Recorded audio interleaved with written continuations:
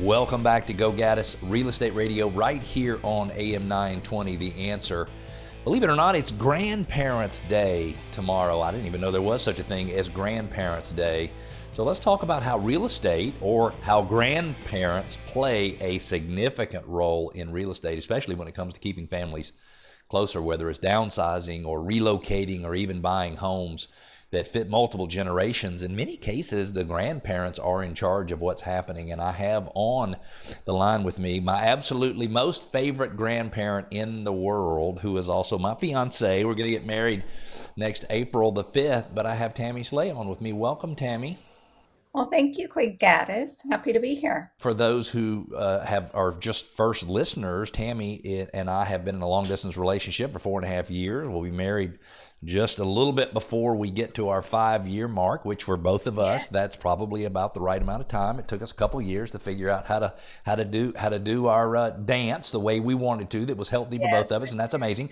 But you're also a very young grandmother, and so interesting, but a lot of your future decisions, or at least a lot of the dreams and visions you have for the future, are really kind of around grandkids. Now, right now, between the two of us, we have 5 grandkids, but our assembly line, our grandkid assembly line is in full production. We have 3 grandbabies on the way, one in December, one in February-ish. We don't know when they're going to be. And then the last one will be in April. So we'll go from 5 to 8 from, let's see here, now to April. So what is that, 7 months or 8 months? Yes. Yeah, it's going to be amazing. So would you mind if I just ask you a few questions? Just Don't to get mind this at all. thing started. And then I want to get your opinions on a lot of this stuff. But you have, in my opinion, a favorite pastime. If you have a few extra minutes, there is something that you love to do, and it happens to be going online and looking at houses. And so when you are doing that, and I think it's great. You used to send me houses and they would cost so much money. I'm like, I don't know how much money she thinks I make. I don't think I can buy that house. I see a $12 million house in Chattanooga or whatever it was. And It was 5. but let me ask you, like, what drives that? Because I think I know what drives that in someone who's a grandmother and going to get married and things like that. But what is it that drives you to get out there and look and be thinking about, hey, what is my future going to be like? Because you call it your homestead, and I love that, because to me it's almost like you're saying, I've got this small ranch and I've got my space and I've got space for grandkids, and I've got maybe the kids can come too. We're not sure. Grandkids definitely. The kids maybe yes or no. But what is it that drives that? Well, part of the drive, it's all around the experience. Like everything's around an experience. But part of the drive is my relationship with my grandparents. So I look at what I enjoyed most about my grandparents. And I can remember going, even if I had to travel to my grandparents' house, I have very significant memories around the experience of going to grandma's, around the experience of going to nanny's, around the experience of going to Gramps' home. And I have these memories of all these activities that I used to do with my grandparents, and they stand out way more significant than the Monday, Tuesday, Wednesday vibe of just going to school and doing, baseball or softball, or when I was playing volleyball. The memories that I had of my grandparents played a significant role in my life, and they were always a haven. It was a place I could run to. They were always a safe space. And I even when I was a teenager and I was struggling doing teenagery things, I got in a car with my aunt and she drove me 6 hours to my grandma's house. And I spent a week with my grandma. So part of the drive, or part of the motivation when I'm looking at homes, is I had that memory of my grandparents. And even though they all didn't live in my backyard, right? They didn't live in the DFW area. Only one did. Only one. Yeah, only one grandparent. The other ones we had to drive to, and I would only see them a couple times a year, but they played a significant role in my life, and their land, their homestead was a big part of that. Whereas at my Gramps', I could fish, right? He had a pool and I could fish. At my grandma's, it was going in her yard and pulling crawdads out, and the experience of, because she also was a gardener, and we would garden there. So now, as a grandmother of 5 and soon to be for us grandparents of 8, Yeah. I think about that. I think about what's that place that my grandkids could run to? Because right now we run to them, right? We go into their space Right. and we go to their parents' house, and we're building memories around what our kids already have in place. We're not building our own standalone memories until we pull those grandkids out of their parents' place and bring them into our world. Now we can have that one-on-one memory with them. And that's a driver of it, is I want a space that our grandkids could come to, and it's different. It's in addition. It amplifies their childhood memories. It brings them more joy, more happiness, but it's also that safe haven And so, that so always. and I'm so sorry to interrupt, but so you and I have talked about these stories multiple times. This is not the first time I've heard this. It is, however, the first time, and sometimes it takes me 6 or 8 months to connect the dots on things, but it's the first time that I thought about, wait a minute.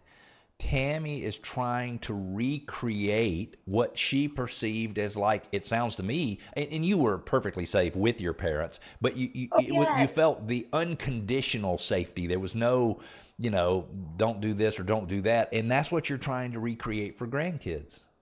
I am. I mean, my parents were always safe. I have a great parents, but there were times I would get mad at them, right? Like this week, I'm mad at my mom, Yeah.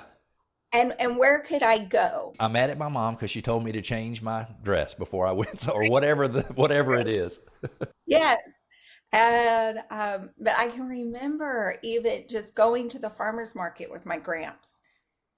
It was And our now Gramps was down by the coast in Texas. Is that correct. correct? Where was he? Yeah. Bay City. Basically, so if you've just joined us, you're listening to Cleve Gaddis. This is the Go Gaddis Real Estate Radio Show. I've got Tammie Slay, who, in addition to being a real estate broker in North Dallas, Texas, Frisco specifically, she's also my fiance. We're getting married in April, and we're talking about tomorrow. Since tomorrow's Grandparents' Day, we're talking about grandparents and sort of their driving force in the housing market. And Tammie is saying that what she wants to do as a grandparent is recreate the same situation that she had as a kid. So Gramps was, Nanny was in Dallas. Right. Gramps was in Bay City. Bay City, which is on the coast. And then grandma, she was in Orange, Texas. Orange, Texas. Now, where's that? That is down south of Houston. Orange, Port, Biter, Texas. Okay.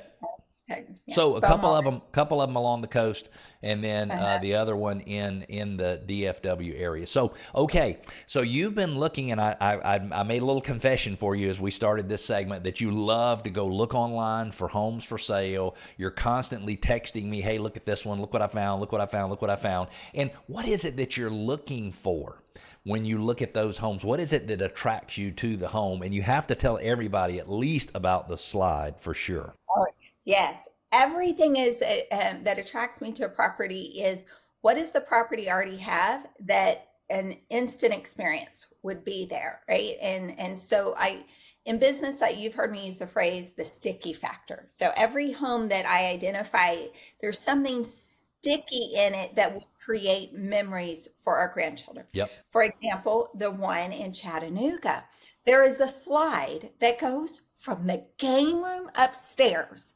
into the kitchen breakfast nook area.